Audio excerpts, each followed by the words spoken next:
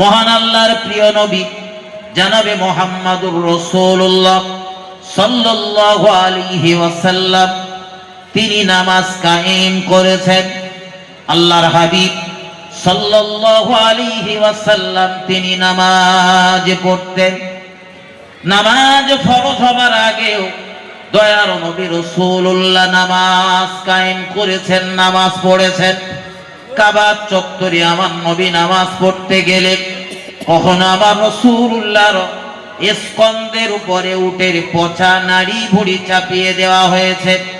কখনো দয়ার নবী নামাজ আদায় করতে গেলে আমার নবীর গায়ে ধুলো বালি নিক্ষেপ করা হয়েছে। কখনো দয়ার নবী রাসূলুল্লাহ সাল্লাল্লাহু আলাইহি ওয়াসাল্লাম নামাজ পড়তে গেলে আমার নবীর গায়ে থুতু নিক্ষেপ করা হয়েছে। নামাজের সিজদার জায়গাতেও থুতু নিক্ষেপ করা হয়েছে। তাদের চেষ্টা মুহাম্মাদুর রাসূলুল্লাহ সাল্লাল্লাহু আলাইহি ওয়াসাল্লামকে নামাজ থেকে বিরত রাখা, কিন্তু তারা শত জুলুম, শত অত্যাচার, শত অবিচার, শত সংকল্প করার পরেও মুহাম্মাদুর রাসূলুল্লাহ সাল্লাল্লাহু আলাইহি ওয়াসাল্লামের জীবনে একটা ওয়াক্তের জন্যও ইচ্ছাকৃত নামাজ কাজা নেই। একটু মহব্বত করে বলুন সুবহানাল্লাহ, আরো জোরে বলুন সুবহানাল্লাহ। তবে একদম যে আমার নবীর লাইফে, নবীর জীবনে নামাজ কাজা নেই এ কথা বললে আমার ভুল হবে, কারণ আমার নবীর জীবনে দু এক ওয়াক্তের নামাজ কাজা রয়েছে, তবে সেটা অনিচ্ছাকৃত।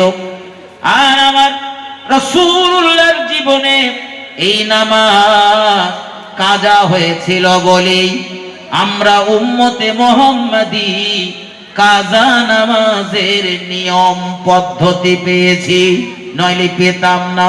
তার মানে আমার নবীর জীবনে যে এক ওয়াক্তের নামাজ কাজা হয়েছে এর জন্য আমাদের নসিব ভালো, এর জন্য আমাদের নসিব ভালো। আমার ভাই ও বাবাজিরা, আমার আলোচনায় গভীরভাবে ধ্যান দেন। ওরা আমার রাসূল করিম সাল্লাল্লাহু আলাইহি ওয়াসাল্লামকে বেউজ্জতি করবার জন্য, আমার নবীর আদর্শকে কালিমা লিপ্ত করবার জন্য শত চেষ্টা চালালেন। কারণ আমার নবীকে সমাজের মানুষের কাছে হেয় করে দিতে পারলে দয়ার নবী রাসূলুল্লাহর নিকটে ধারে পাশে অন্য কেউ আর যাবে না, ইমানের কালিমা পড়ে ইমান ওয়ালা কেউ হবে না, এই চিন্তা ভাবনা তারা চালাচ্ছিলেন। কিন্তু মহান আল্লাহ কোরআন মাজিদের ভিতরে জানিয়েছেন, ইন্নাকা লাআলা খুলুকিন আযীম। মহান আল্লাহ বলেন আমার নবী হলেন উত্তম চরিত্রের উপরে অধিষ্ঠিত। একটু মহব্বত করে বলুন সুবহানাল্লাহ। ওরা চেষ্টা চালালেন দয়ার নবীকে বেউজ্জতি করার, আর মহান আল্লাহ আমার নবীর ইজ্জত সম্মান বাড়িয়ে দিলেন পদে পদে। ও বাবাজি ভাইজানেরা, আল্লাহর নবী মুহাম্মদুর রাসূলুল্লাহ সাল্লাল্লাহু আলাইহি ওয়াসাল্লামকে এত বাধা দেওয়া হলো, তারপরেও আমার নবীকে নামাজ থেকে বিরত করা যায়নি। ও বাবাজি ভাইজানেরা, আমরা হলাম তার আদরের উম্মত, আমরা হলাম তার মহাব্বতের উম্মত, আমরা হলাম তার কলবি সন্তান। একবার ভেবে জবাব দেবেন, মুহাম্মাদুর রাসূলুল্লাহ সাল্লাল্লাহু আলাইহি ওয়াসাল্লাম যেভাবে নামাজ কায়েম করেছিলেন, আমরা তার উম্মত হয়ে কি সেইভাবে নামাজ কায়েম করতে পেরেছি? এটা জবাব দেন। আমাদের মসজিদগুলোতে মুসল্লি কম না বেশি? মুসল্লি কম। জুমার দিনে কিছু মুসল্লি পাওয়া যায়, তাও 2 রাকাত নামাজ পড়াতে। কত রাকাত? ঠিক বলছি তো না ভুল বলছি? হ্যাঁ, ওই ইমাম যখন খুতবা দিতে দাঁড়ায় তখন যায়, আর সালাম ফেরানো হয়ে গেলে কার ঘাড়ের উপর দিয়ে লাফ মেরে মসজিদের বাইরে যেতে পারলে ভালো হয়। এ রোগ দেখা দিয়েছে আপনাদের দিকে? আছে আছে সব জায়গায়। বাংলা, আসাম, ত্রিপুরা আর পশ্চিমবঙ্গ, বঙ্গদেশে সব জায়গায় এ রোগ দেখা দিচ্ছে। ভাই খারাপ ভাবে নেবেন না, একটু ভালোভাবে নেন। আমি আগে ভাবতাম যে ওদের মনে হয় স্টেঞ্জার প্রয়োজন, পেশাব পায়খানা লেগেছে তাই বাথরুমে যাচ্ছে, আজকের নামাজটা হয়তো পড়ে পড়বে। দেখি রোজ জুমার নামাজের পরে সালাম ফেরানো হয়ে গেলে বেরিয়ে যায়। তার মানে কি প্রতিদিন ওদের পেশাব পায়খানা লাগে নাকি? হ্যাঁ শোনেন, আমার দিকে ধ্যান দেন। আমাদের মসজিদগুলোতে মুসল্লি কম, তার জন্য দায়ী আমরা। এর জন্য দায়ী কারা? বলেন বলেন, সবাই মিলে বলেন। আমরা নিজের দোষ স্বীকার করতে শিখুন। এর জন্য দায়ী আমরা মসজিদে যাই না তাই মুসল্লি বাড়ে না, ঠিক না বল? দ্বিতীয়ত, আমরা মসজিদের মুসল্লি তৈরি করতে শেখেনি, বরং মসজিদ থেকে মুসল্লি তাড়িয়ে দিতে শিখেছি, ঠিক না বল? কথা বলেন। ছোট বাচ্চারা আমাদের মসজিদগুলোতে গেলে আমরা কি ছোট বাচ্চাদের সঙ্গে খুব সুন্দর ব্যবহার করি? কথা বলতে হবে আমার সাথে, কথা বলেন।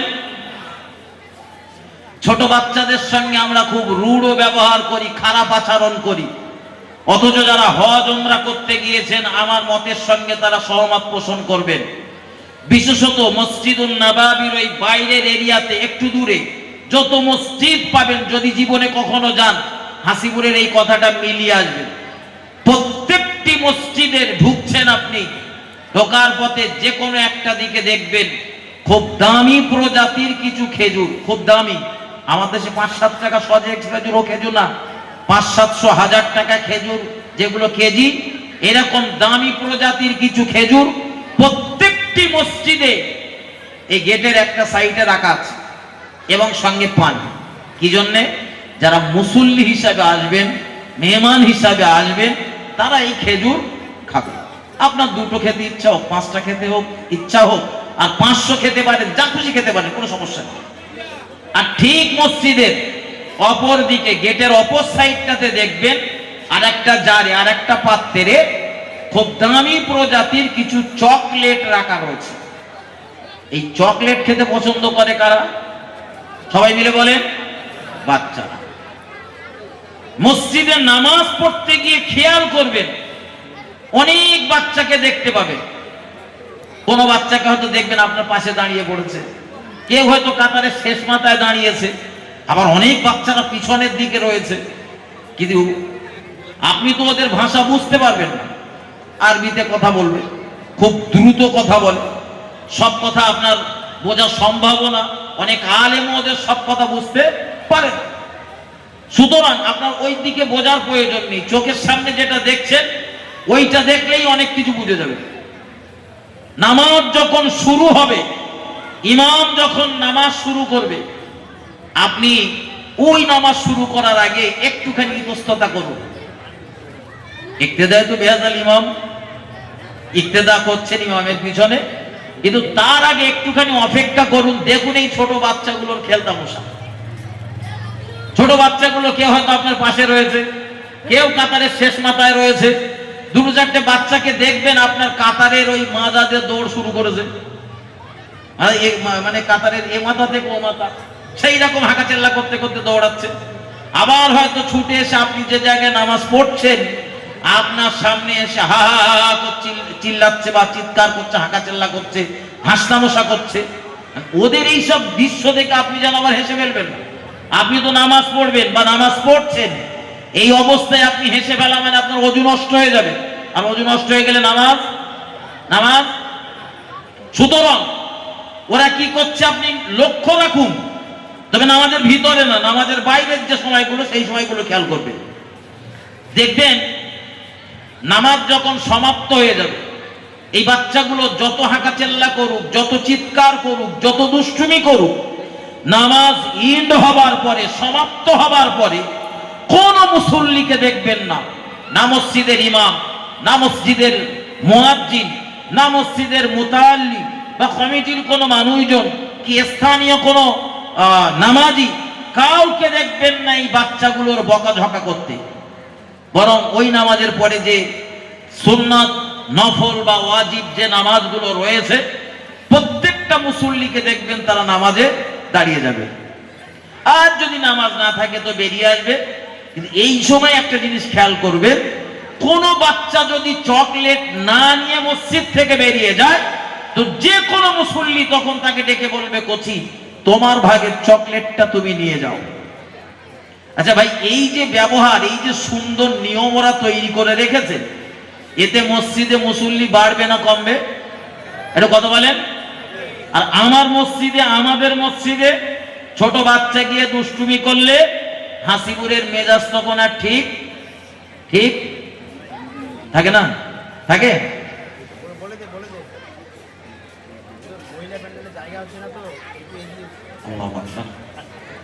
মহিলা প্যান্ডেলে আমার মায়েদের জায়গায় বসার জায়গার খুব সমস্যা হচ্ছে। এই জন্য আমার প্রত্যেক মা বোনকে বলবো, আপনারা চেপে চেপে বসুন। যার সামনে যদি 4 ইঞ্চি জায়গা ফাঁকা থাকে, ওই 4 ইঞ্চি জায়গাটা অন্য একজনের বসার সুযোগ করে দেন, আপনি একটু চেপে আসুন। এবং এই মজলিসেও যারা রয়েছেন, আমি প্রত্যেককে বলবো সকলে চেপে চেপে আসুন, আর বাইরে যারা রয়েছেন ভিতরে আসুন। মহিলাদের প্যান্ডেলে আমার মায়েদেরকে বলবো, আপনারা খুব চেপে চেপে বসুন এবং পিছনে যে মা বোনেরা আসছেন তাদের বসার সুযোগ করে দেন। আমার ভাই, আমার বক্তৃতার দিকে ধ্যান দেন। এই যে ছোট ছোট বাচ্চাগুলো, তাদের সঙ্গে আমরা খারাপ ব্যবহার করি। আমাদের মসজিদে ওরা গেলে একটু কথা বললে, দুষ্টুমি করলে মারবেন না, বকবেন না। ছোট বাচ্চা তো, ওদের আমাদের মতো বুঝ এখনো হয়নি। ওরা বেগোনা মাসুম, ওরা নিষ্পাপ, ওদের কোনো গোনা নেই, কোনো অন্যায় নেই ওদের। ছোট বাচ্চা যারা প্রাপ্তবয়স্ক হয়নি, ওদের কোনো গোনা নেই। তো ওরা একটু দুষ্টুমি করেছে, বকাঝকা না করে, মারধর না করে পাশে বসিয়ে দেন, গায়ে একটু হাতটা বুলিয়ে দেন। কচির গায়েটা হাত বুলিয়ে দিয়ে একটু বলেন, কচি এটা আল্লাহর ঘর, মসজিদ, এখানে কথা বলতে নেই, এখানে কথা বললে গোনা হয়। আপনি যেভাবে পারেন ওকে বুঝিয়ে